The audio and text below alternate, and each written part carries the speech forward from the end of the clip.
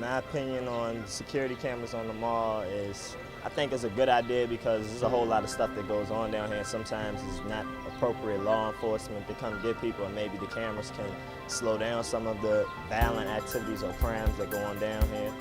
And it could be safe and make the mall a lot safer for people.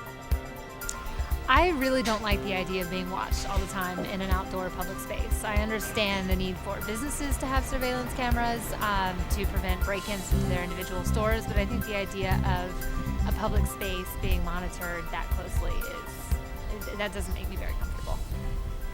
As David Brown said when this issue came before City Council, it was sort of like this creeping erosion of our civil liberties in this country, particularly under this president.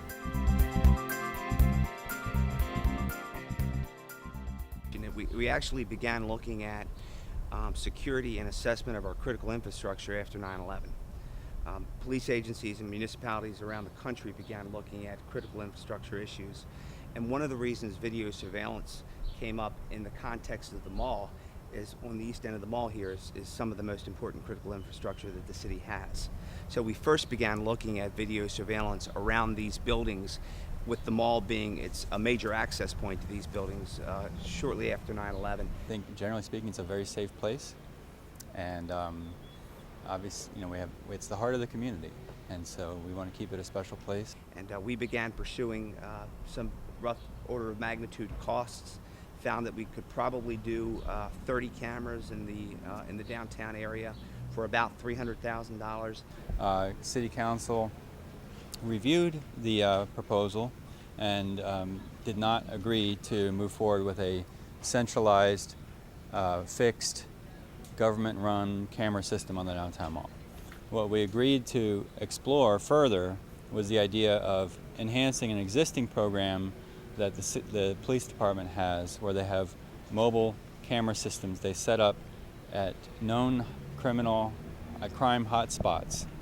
I think that maybe the police department could put those dollars to other parts of their budget, like more staff, so they could put more police officers on the downtown mall, or more training so that we could have a safer community in that respect. It's not a practical solution. The reason it's not a practical solution is I have 7 actual vacancies now. I have another 8 people in training. That's 15 operational vacancies. It's very difficult to keep positions staffed in law enforcement these days. That's a reality. Council authorized 10 more positions. I'll be 3 years filling them if I ever fill them. So it's an easier said than done solution to say just give them more money and more cops. Doesn't work that way. But here, this is a civil liberties issue, and especially at the downtown mall where it's, people come down on Fridays and they're happy and it's a place where we commune. Why should we be spied on in a place that we commune? I don't believe there's a constitutional issue here. I think that if they put cameras on the downtown mall, I'll never return to the place. There are cameras in place in some of the businesses right here on the downtown mall. If we stop the cameras now and go take a ride on that carousel, we'll be under the eye of a video surveillance system. I think cameras at ATMs and stores are a good idea. People can get robbed at ATMs, people can steal out of stores, so it can help a whole lot of people cut back on doing crime in the stores and on ATM.